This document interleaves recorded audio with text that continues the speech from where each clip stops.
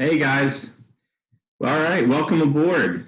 My name is Mike Parnell. My daughter Ryan is 5.5, and when she just before she turned 3, she was diagnosed with JDM.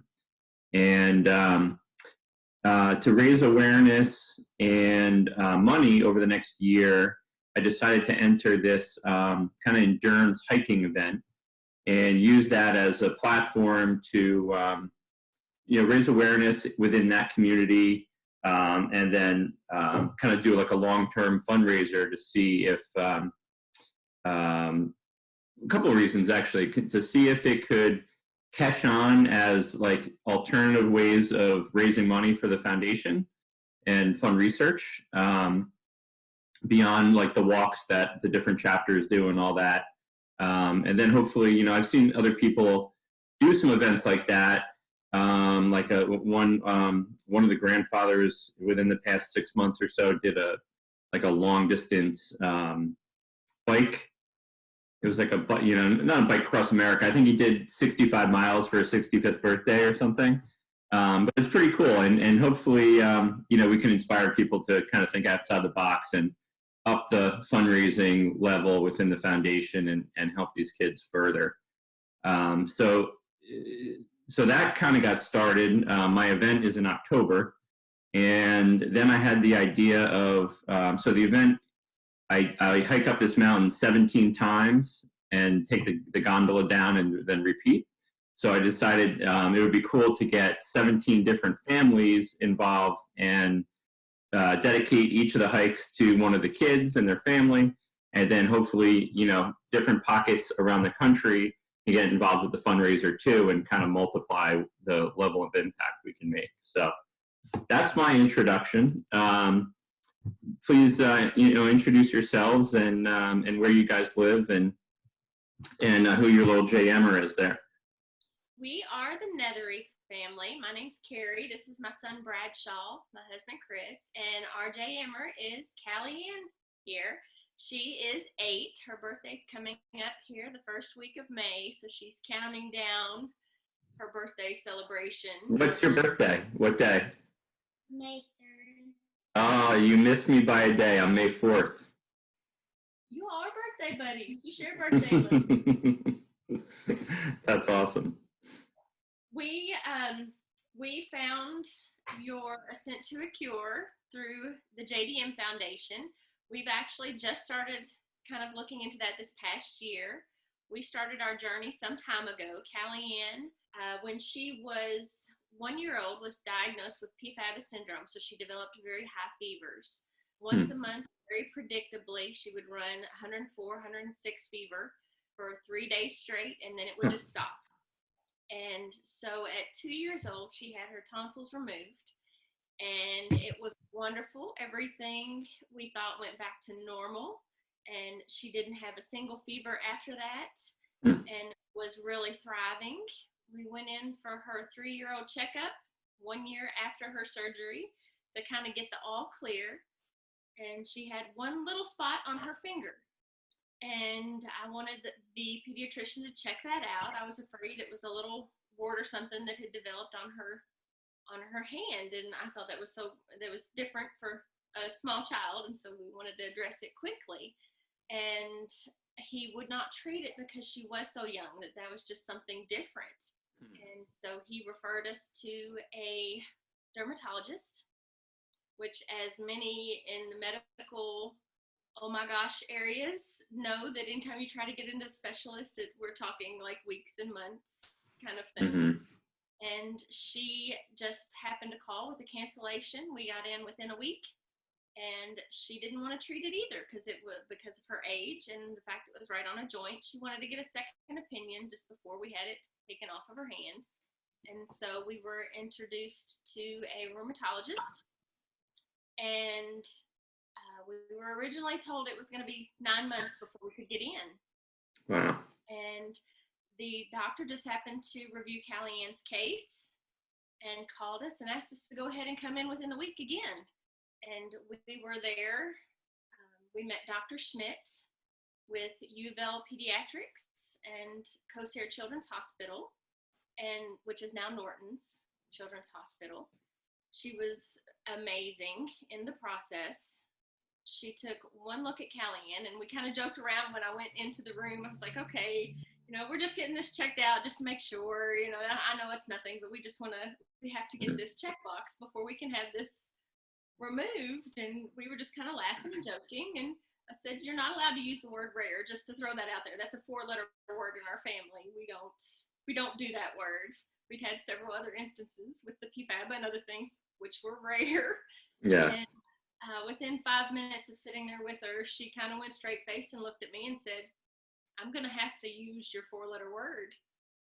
And it just kind of hit us for a whirlwind, because it was nothing we were expecting at all. We thought we were going in for a 1 year. You are all good, finally all clear, no more battles. Right. And we sat and talked for a long time, and I can remember just going out to the car and kind of shutting down and in tears when I realized just what all was going to be entailed for her. And Yeah. it hit us hard. The first thing she said, of course, was, don't Google it. That was a big no-no. Yeah, same here. Which is an instant, here's a computer, don't do it. Automatic. That's what I do when I get in my car. I Google it. Yep. Yeah, that was my wife. And I was getting a call while I was at work, or, expecting the all clear as well, right? Like, oh, it really does nothing. Take the wind out of your sails. And within the next week, she was in the hospital beginning her first treatment. She was in Children's Hospital for 5 days. 4 days of that were infusions of methotrexate, high steroids, IVIG, and testing to just see what kind of damage it was impacting.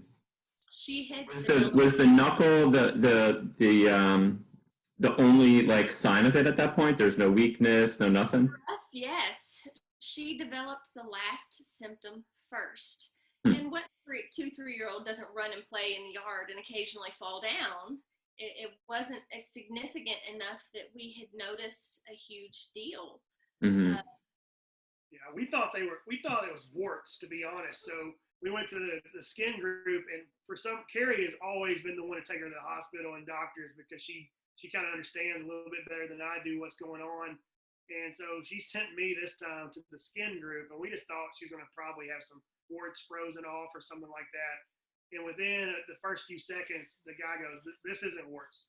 And he goes, "I know what this is, and I don't want to scare you, but I want to come in and look at this." And so within probably 4 minutes, there was 20 doctors and probably 10 people that are studying to be doctors, and they're all in there looking at this. And he goes, "Guys, you need to see this, because you'll probably never see it again in your entire doctoring career. Look at what's going on here, and I want you to pay attention to this, this, and this."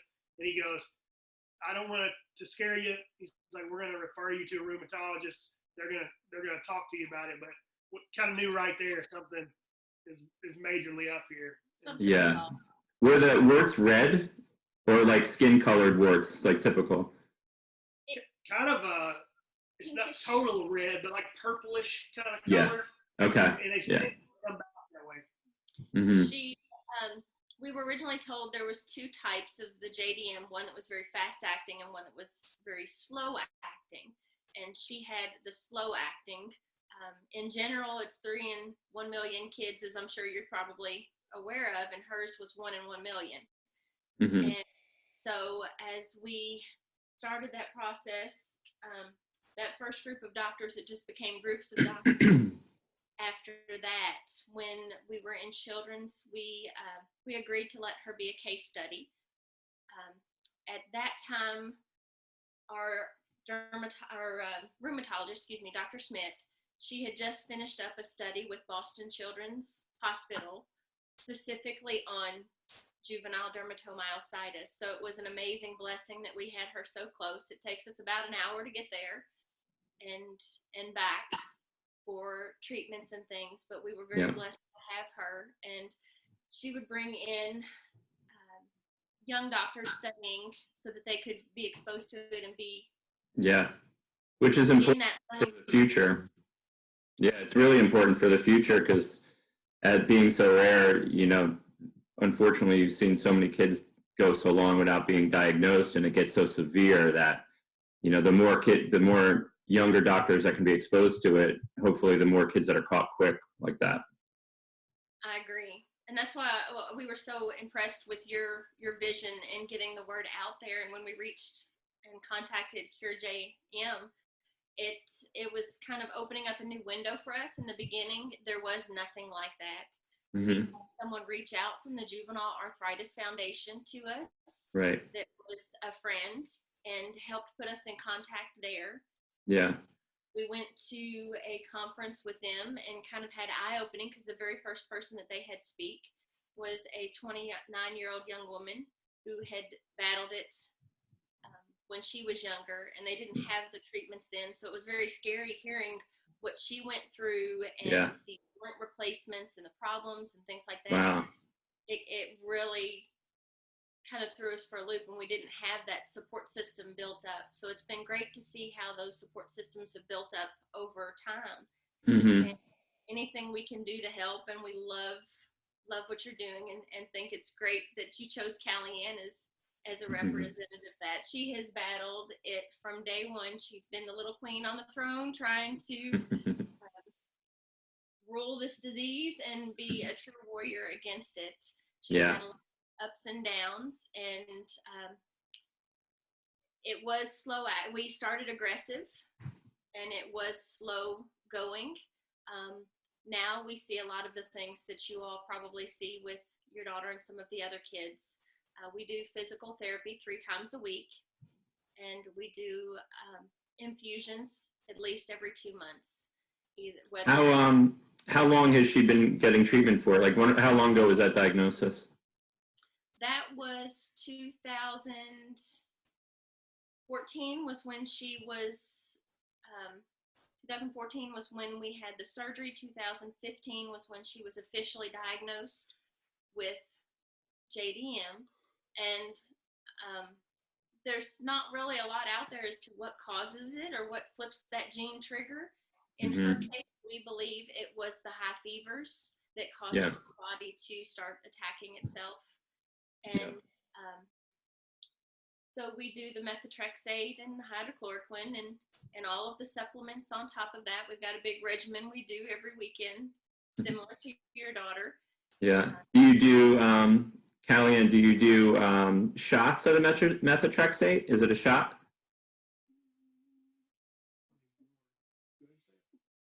We do the shots occasionally. We did that for a long time. She developed somewhat of a methotrexate aversion, very psychological. So we had to be put in contact with a medicinal behavior psychologist to kind of work through some of that. A lot of problems at night when it came up to that. Giving the shots can be a very big battle. Oh, yeah. Yeah. It takes us to hold down 40 pounds worth of muscle, which you would not think the superhuman strength that comes with that. Yeah, even at 3 years old, I mean, we've been doing the shots for 2.5 years now, and even at 3 years old, they're like, my God, like my wife, I think she held her maybe for the first month or two, and then it, like, even at 3 years old, she couldn't hold her.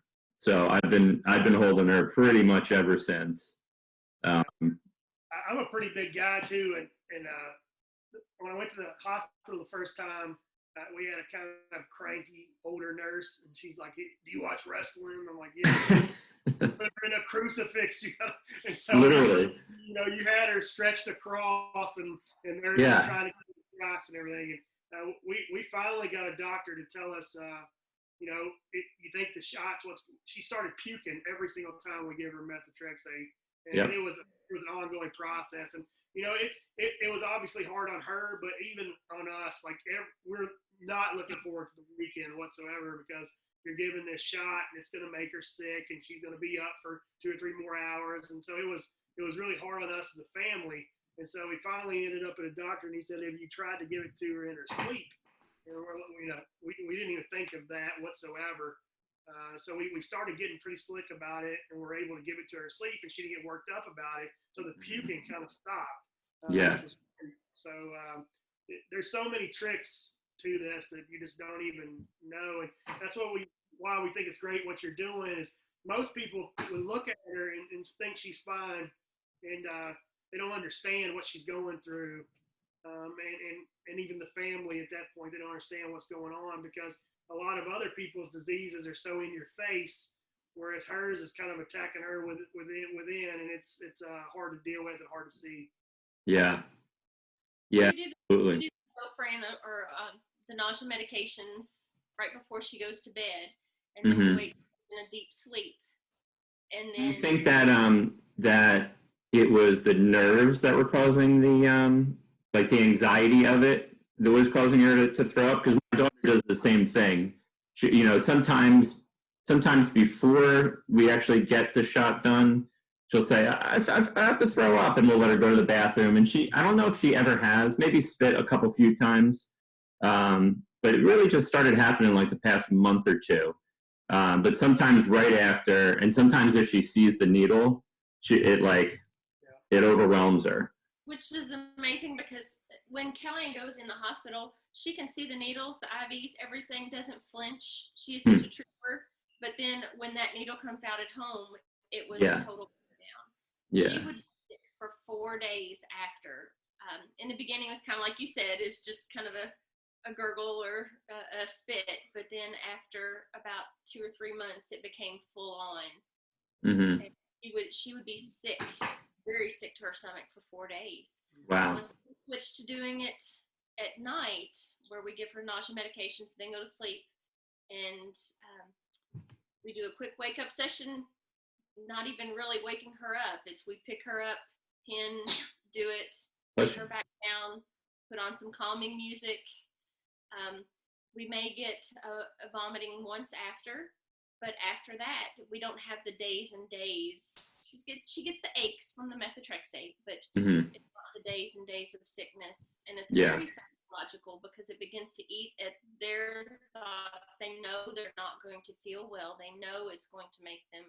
Yeah. And she was like to the point where, like at 5, 6 o'clock, she started going, "Oh no, it's Saturday. You're gonna get a shot." So she would be stressed out from then until she went to sleep.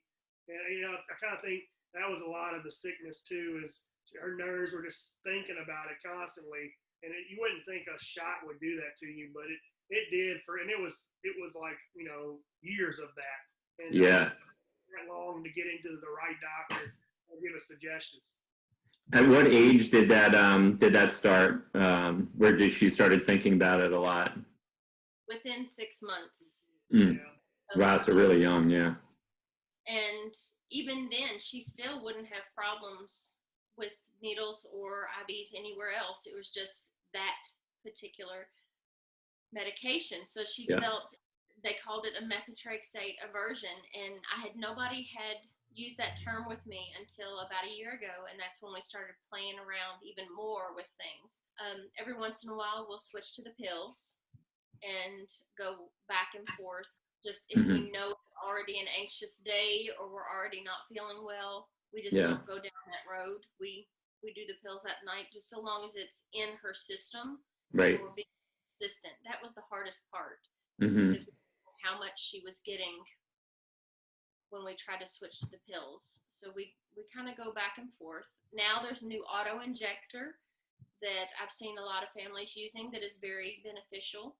That eventually, when we get to that point, I'd like for us to try and see if we can't go that route as well.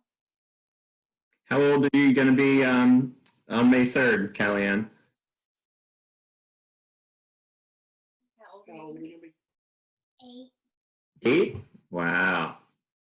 Wow, my son is going to be 9 on May 12th. Yeah. Her friend is born on that same day, so they share birthdays. What was your son's name? Bradshaw. This is Bradshaw. And how you doing? Wonderful. How old are you? I'm 13. Wow. How's it been, watching your sister do all these doctor appointments and everything and all the medication and everything? How have you been handling that? Um, it's been tough. Like I want to help her and make it stop, but I can't. It's just So you were 5 years ago, so you were like 8 when it started? yeah. It's pretty close to my son. My son was, let's see, 3, he was 6.5. And when he was about 6 months later, just before he turned 7, he started getting like anxiety attacks. We didn't know what it was caused from initially, but he like started fearing getting hurt. He was always, very active and everything, and started fearing getting hurt playing sports. And we were like, well, what, like, where's this coming from? He was like all into it, a month ago, a couple of weeks ago, and all of a sudden he like doesn't want to play because he says he's going to get hurt, or he says he's going to get choked, or he was wrestling. So, it was a little more physical and a little probably too intense at that time frame. And then we took him to a child psychologist, and she kind of connected the dots that it was like, his way of dealing with what he's watching his sister go through at such a young age, and being scared that, if I fall off my bike, or if, I hurt my arm or whatever, I might end up getting all the medication and doctor visits like her. And plus we were very, kind of too intense with him, as far as like she had a lot of muscle weakness. So, and her mood swings, she was on a high doses of steroids. So her mood swings were really, really severe. So we were like over the top on him to behave and leave her alone and careful with her. And, not realizing and plus probably overhearing us talk in front of him, if he's in the other room, but he's hearing it, having conversations that we shouldn't have, exposed him to. It caused probably at least 6 months, maybe a year of anxiety with certain scenarios, where it would just, he would, it would be too much for him. Yeah, that was one of those unintended, unknown consequences of dealing with all that and having other siblings in the house. Yeah, we're in the same situation. You're learning as you go, and you don't know what's going to happen. Bradshaw's, we've heard him say several times, well, what about, why doesn't Callie have to do this, or why doesn't Callie have to do that? And there's days where she just doesn't feel up to it, and she's hurting, and it's hard for a 13-year-old to understand that I'm in here doing this and this and this job, and she's sitting in there doing nothing. Well, sometimes there's a reason for that. Mm-hmm. And at one point, we got where we were, and we realized what we said sometimes had to be said in a different place, or conversations had to happen other times. And we also, I guess, about the time he turned 11, we started realizing we had to involve him in some of those conversations and talk out what was going to happen, why it was going to happen, why certain things occurred, so that he could understand. And over the years, he's gotten to be such a big help. He knows the routine when we come home from infusions. He is right there. He would cuddle with her. He would do little things to help make her feel better, and was just an awesome big brother, always taking care of her. I don't remember as many anxiety issues about things like that happening to him. He was dealing with his own medical issues as well, not in the same category, but he was used to frequent hospital visits between broken bones and other things going on. And so he's had his own ups and downs. And it was hard sometimes, I think, for him to realize that when he was able to bounce back from she wasn't necessarily able to do that in the same way. So it was kind of a learning curve. But he's been such a big help with Caliann when she's struggling. Sometimes he'll even recognize things and come and tell us, hey, I think Caliann's going downhill, or he'll notice some of the mood swings or emotional swings when they're playing and talking before we will. Yeah. Then we can kind of be a little more proactive when the swings start happening to address them. Was that a lot harder when he was younger and 8, 9 years old, and you kind of saw like a maturity after a few years as he hit upper adolescence? Yeah, he's starting to understand that he looks out for her more, and he kind of understands what she's going through. I've noticed a big change since he's gotten older of, wanting to involve her in stuff he's doing, and then wanting to play, and like they've got a trampoline out there that they like to jump on, and he's all the time taking her out there trying to get her to be active. And, we want her to be as active as possible to have the best quality of life that she can have. And most doctors have said, like, the more that we can get her active and more sports to play and all that kind of stuff, the better. So we've tried to do that along the way. And he's been one of her fans on the sideline every time. That's awesome. Do you have to be real diligent with sunscreen? Oh, yes. Yeah. School was a battle at first, and adjusting to the way what we call our new normal. Yeah. And for them to understand the extremes that we had to go to with certain things, it took a little while. She constantly borderline dehydrated, and so she has to keep water bottles with her at all times, drinking, chapstick. And the Plaquenil or methotrexate causing that? I think a little bit of a combination of all of it. Okay. So her body, she just has a super high metabolism. So even when we've been on our heaviest dose of steroids, where we've had gone in every 2 weeks for steroid infusions, plus being on the pills, she still didn't have the significant weight gain you would see. A lot of the times we have trouble keeping weight on her. And so she's constantly been underweight. And the more hydrated we can keep her, the less muscle stress she has and the less muscle tiredness that she experiences. So we do a lot of the water and chapstick, and sunscreen is a must all the time. Oh, yeah. We were blessed last year to get an amazing teacher named Kelly Williams, and she really jumped on board and learned as much as she could and went out of the way to extremes to make sure that there were systems in place in school. Yeah.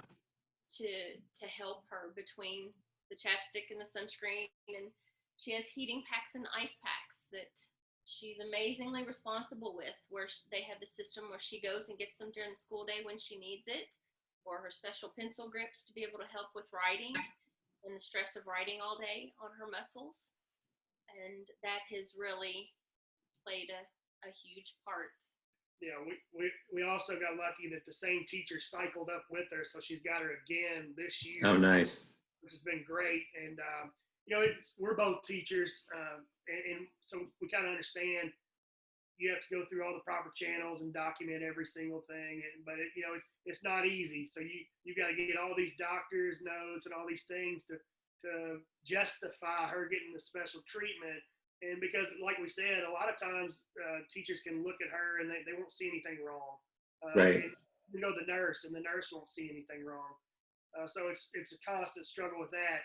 Now, we're real lucky with the teacher she's got now, because she identifies it pretty quick, and she'll shoot us an email or something and tell us exactly what's going on at that point, which has been a godsend. And she's been able to educate the other teachers with us too. Being very proactive at school has been a huge game changer for us, and we recommend it for any other JDM families. The communication, you can't over communicate. You have to constantly be letting them know. Having a 504 plan in place for your child if they don't have an IEP is a huge benefit to a family, because it ensures that all those staff that interact with your child have to be trained and understand what to look for, and they have to be willing to sit down and have those conversations with you as to why it's important Yeah. to take that extra step to look out for your child. Yeah. Yeah. That was one of my biggest fears is, sending her back to preschool initially, 3, 4 years old. And like, what if they forget? What if they forget, they go out to recess and they don't do it? And thank God they were phenomenal. I mean, they like you said, they just, that was just a part of the day. They knew that's what they did. It's funny, like you said, how her behavior was different with the shots at the hospital versus at home. Like when we have to put the sunscreen on, it's it's a battle 10 times. But Mrs. Bramley or this teacher, that they all do it great. Yeah. Mom do it right. Piece of cake doing it there. She'll remind them at school, but for us, it's like, no, I don't want to. Chasing her around the couch, trying to catch her to put it on. And sounds familiar. I've got to give her, a lot of credit too.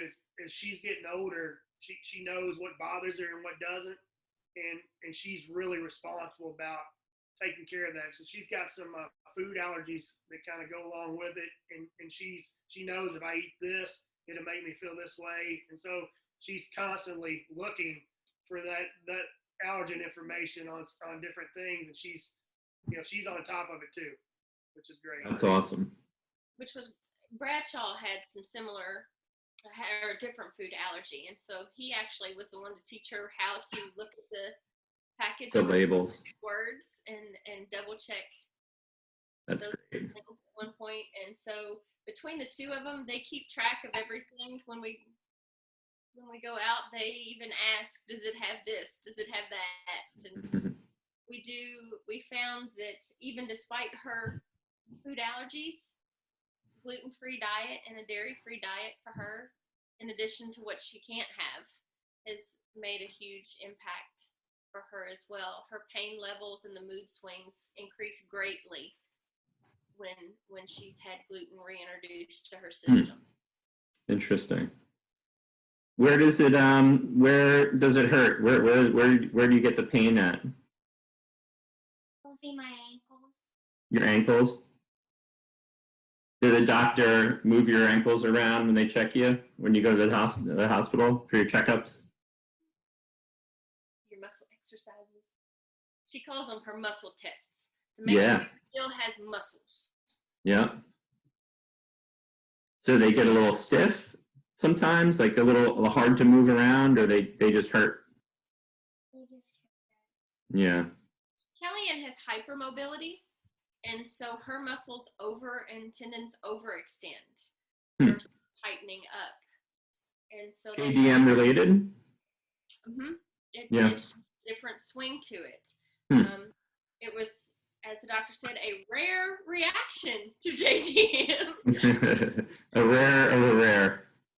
And so her muscles tend to overextend, but the muscle fatigue begins to be painful. And so her legs, her ankles, her knees, and her hips tend to be more affected pain-wise. Her torso, she has the muscle weakness. And so that has increased over time versus decreasing over time for us as our body has kind of developed with the disease. The longer you have it, the more conditions kind of start developing. And part of that is the particular medications you're taking. Other things kind of pop up. After a year or two, we found Caliann. She had a bit of a murmur when she was born, and since then it's developed into a wandering pacemaker and tachycardia that we monitor occasionally. She's developed Hashimoto's, and so we have to kind of be aware of that on top of things.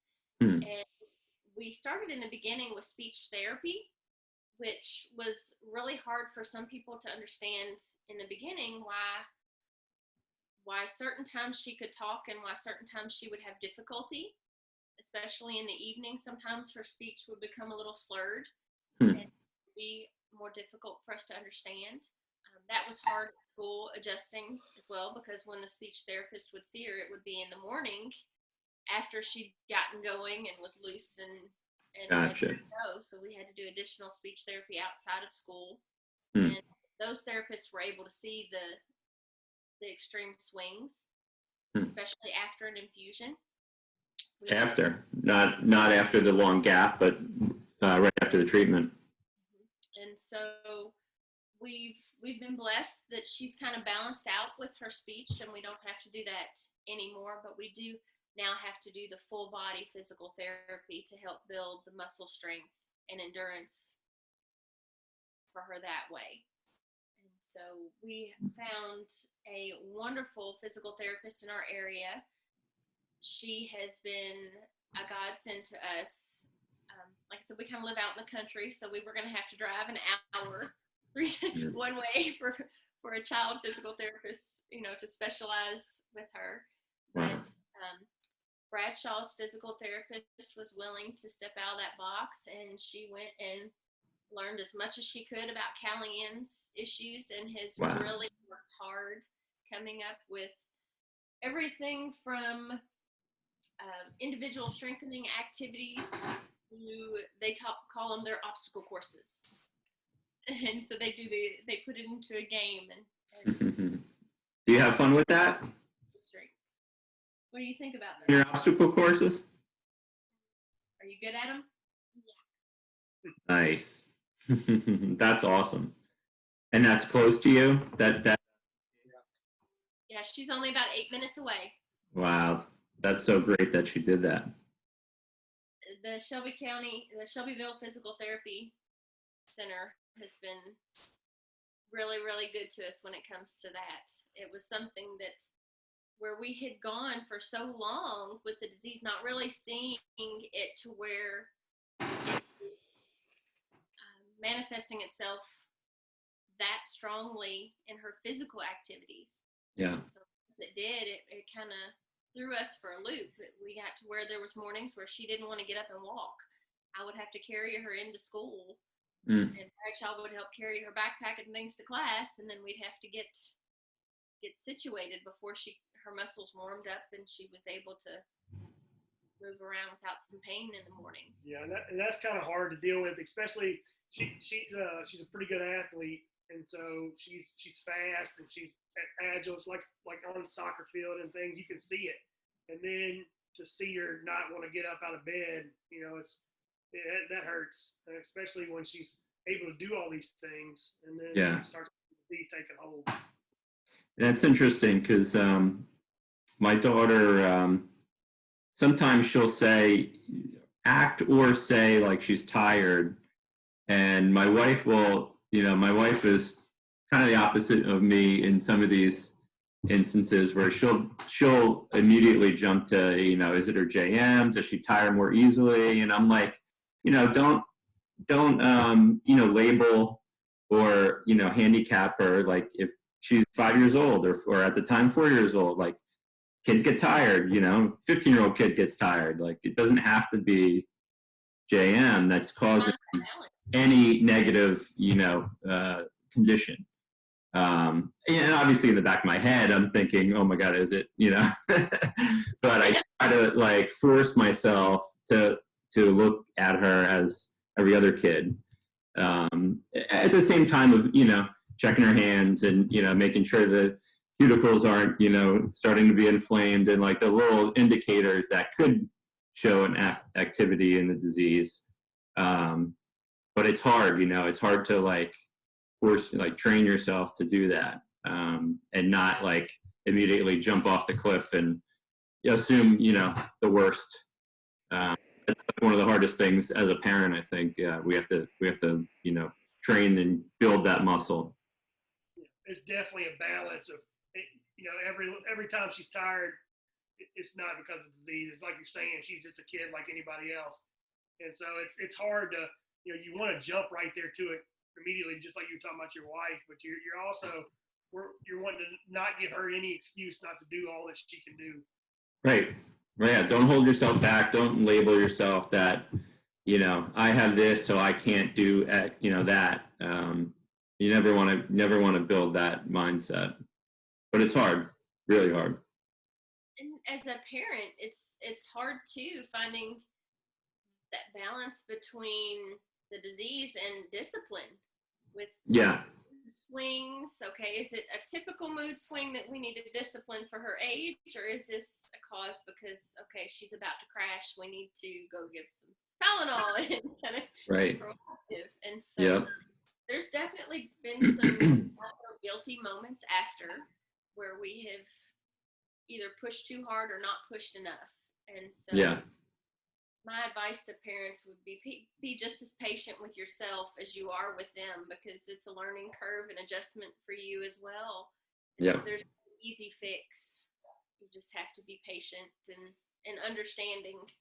Yeah, I'm a big believer in things happen for a reason, and I've coached boys basketball my whole life, and just recently changed to girls basketball and went to another school. And I had a girl who was suffering from a similar disease, but she's taking the same IVIG treatments and all that the same way. And she never missed a practice. She was there every time. She'd have an IVIG that day and come to practice. You know, and the parents would be like, "Well, I don't even want to tell you about it because she gets upset." But she's like, she might have a headache. She might have this going on. But it's reassuring that there's all kinds of people out there going through similar things, and they're fighting through it and living, you know, getting the most out of their life that they possibly can. So Yeah. that was reassuring to me to see that. That was the first year that I ever coached girls and somebody with a similar condition, and it's just, she was 18. She played the entire way through school, graduated, going on to college. Everything's fine, and so that helps out seeing examples like that. Yeah, that's one of the things I'm trying to work on, getting a good number of, and you know, it's hard because I've seen like the older kids they seem to not want to talk about this very much, especially if, you know, I guess some could be in remission and they don't want to go back to, you know, thinking about it or talking about it. But I'm trying to get a handful of kids, or maybe now even adults, involved with this as well, so we can see and hear from them, you know, all the things that they have accomplished and done, you know, because some of the people that I see that have this, that we know, are like, you know, 3 to 8 years old, and it's hard to get that like frame of reference of a kid who has had a whole, you know, normal life and participated in this activity and that activity and is now at college and, you know, having kids and all that. Because that's, you know, ultimately that's the biggest fear. Is it going to impact them in the long term, and they're not going to live, you know, quote, normal life?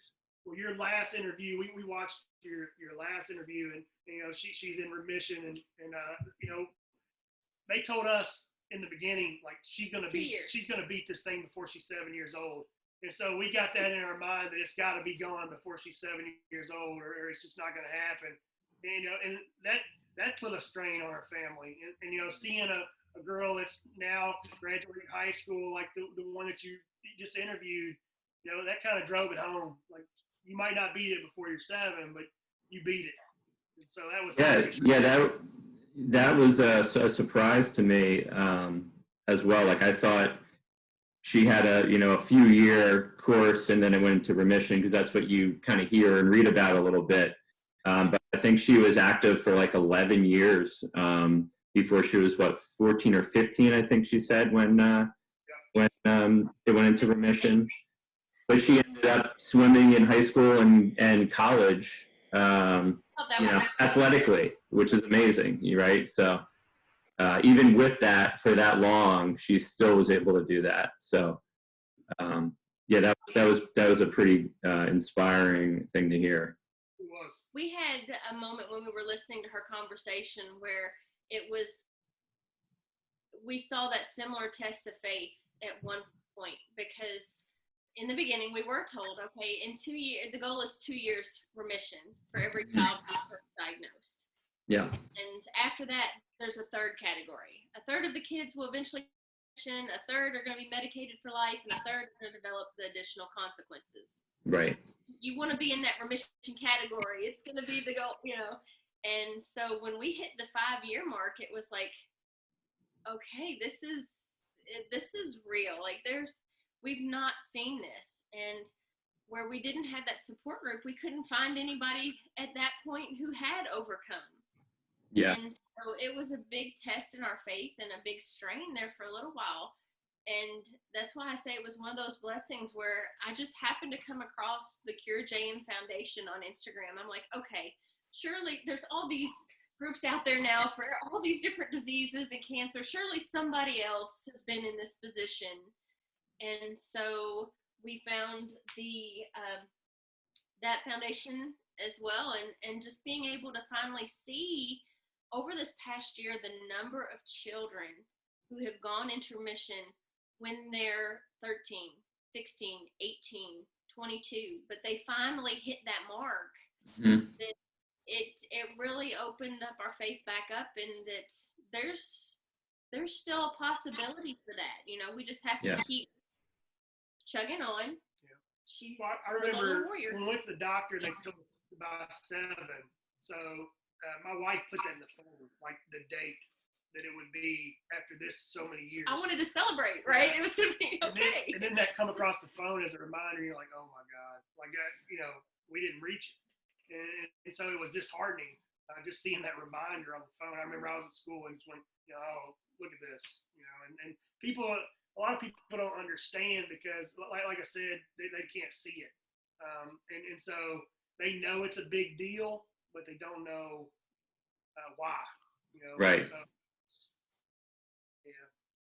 Yeah. So my daughter she was on the steroids for like 11 months till she finally weaned off, and she did IVIG for 23 straight months, and last August was her last one, and now since August she's always been on the weekly methotrexate. So I don't even know how many weeks that is now, 2.5 years worth of methotrexate. And the last we really talked to them was like they expect at least a year of methotrexate after the last infusion. So we're wondering, so far all of her stuff has been very stable. So possibly this summer she could come off the methotrexate, but I mean, if that's all she has to do, even for longer, so be it. You just take the wins that you can get out of it. And it's not, it could be worse. I always say it could be worse. Yeah. When she was talking about the support groups early, we got hooked in with juvenile arthritis, and it's kind of in the family there. So they brought us up and did a huge thing at the Kentucky Horse Park, and they had stuff for the kids, and it was really positive thing. But when you looked at the kids that were dealing with that, it was totally different than what she was dealing with. So we sat and listened. Like there was a girl that had 5 hip replacements before she was 15 years old. Wow. And you're sitting there going, it could be worse. Yeah. Let's just be happy that we've got what we've got, and we're trying to beat it. And but seeing her story, and it's so sad that she had to go through all of those things. And so there's always somebody in a different situation that is a lot worse than you're in. So we kind of keep that in perspective.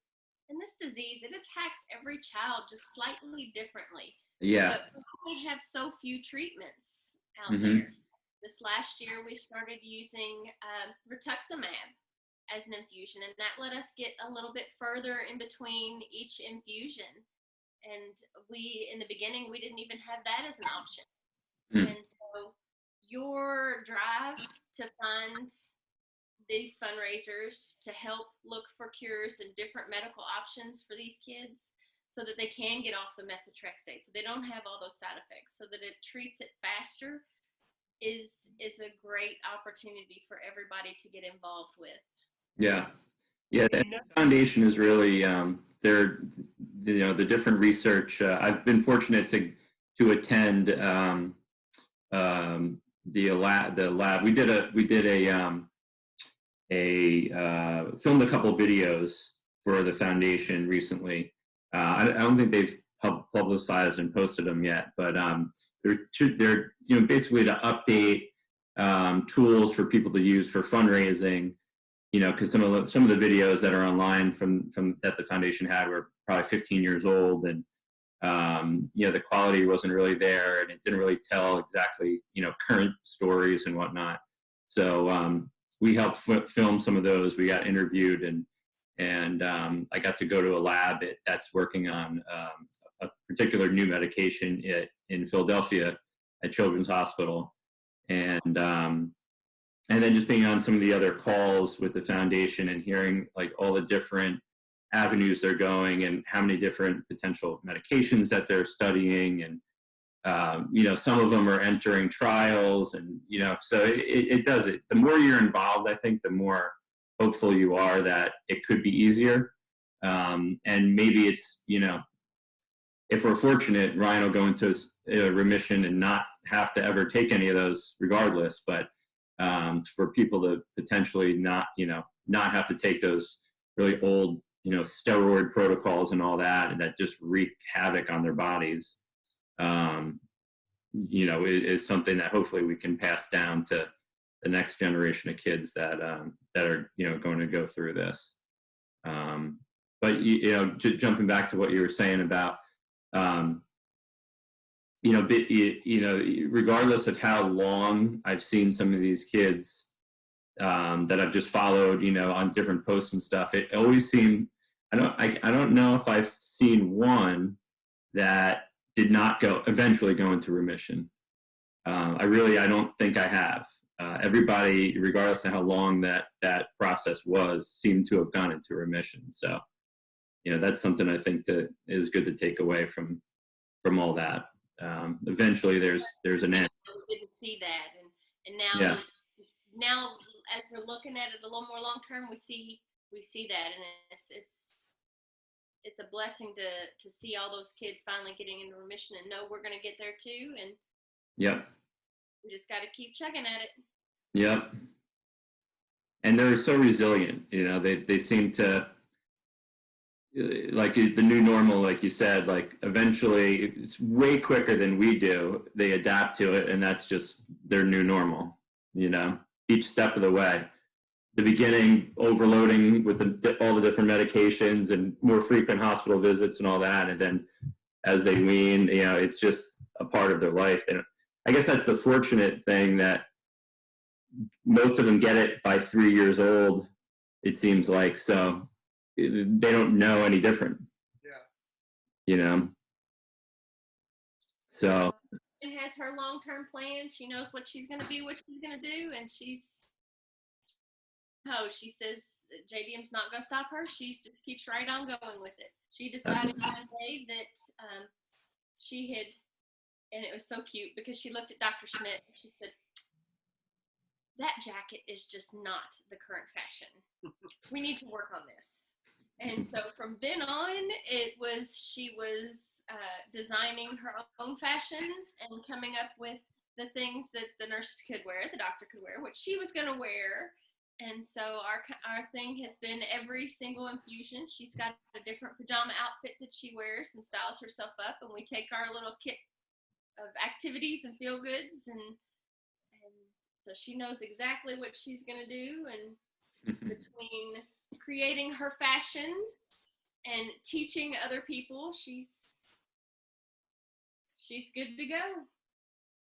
That's awesome. Well, I appreciate you guys getting involved and sharing your story. And, like you said earlier, I think the more of these interviews that are floating around out there, the more resources and information people can get when they're just starting out, like we didn't have. So I definitely acknowledge you for doing that. And that I think it also shows people that the more open you are about talking about this stuff, the easier it becomes, and the more simple the conversations are, and the more information that's shared. And I think it teaches the kids that it's okay to talk about it. You don't have to be like embarrassed or ashamed that this is what you live with. It just is what it is, and everybody has their own things that they're that they're living with and growing up with. Yep. And don't be scared of the word rare. Rare is nice. That means special too, right? We like the word unique. Unique, rare, special. Absolutely. Everything's special. So what is your, so is it fashion and like designing stuff that you really like, or is it medical, or both?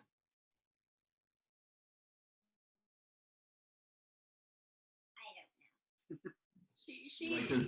Do you like designing your own clothes? She always talks about how she wants to be a designer in the evening and a teacher during the day. Awesome. Or you could teach design. And so we kind of been encouraging her, you know, you could put them together into one career instead of having Yeah. multiple. Do you have a blinger? Have you ever heard of that? A blinger? Okay. Well, Mom and Dad have to message me your mailing address, and we'll send you a blinger. My daughter Ryan has a blinger, and you can put all these little jewels and gems and shiny, sparkly things. Yep, there you go. You can make your own outfits like that. They're pretty cool. She calls that her styling. She styles it, and she picks her combinations and lets me know when I'm not dressed appropriately and when you know we need to fix our hair and makeup. And well, that might be a JM. That might be a JM trait, because my daughter is the exact same way. In fact, yesterday we went out for a bike ride, and she's like, "Okay, I have to go upstairs and get dressed." We're like, "All right," you know. We're thinking it's sunny out, but you know, maybe a sweatshirt, you know, some sweatpants. Yeah, no one's even barely getting dressed. We're all quarantined, and she comes down in like this nice flowery jumper. She loves these jumpers, with a white sweater over it and some jewelry, a little lip gloss, and a sparkly gold sparkly handbag for a bike ride. yeah, we You know, that this week as well. Even for the right on the purse. yes. And a special scarf, you know, because the necklace wasn't enough. I think Caliann and your daughter would get along splendidly. I think so. Well, you know what? Maybe we could set up a little Zoom play date and you guys can talk. She's been liking those lately. Would you like to meet somebody else just like you? A little FaceTime? All right. Well, thanks so much for participating. We'll be in touch soon. Definitely email me, or not email me, just reply on that Instagram message with your mailing address. I had some armbands that, like wristbands for our fundraiser that I'll send you guys too. Awesome. Thank you very much. Thank you. You guys have a good rest of the weekend. You too. Stay safe. Stay healthy. Bye.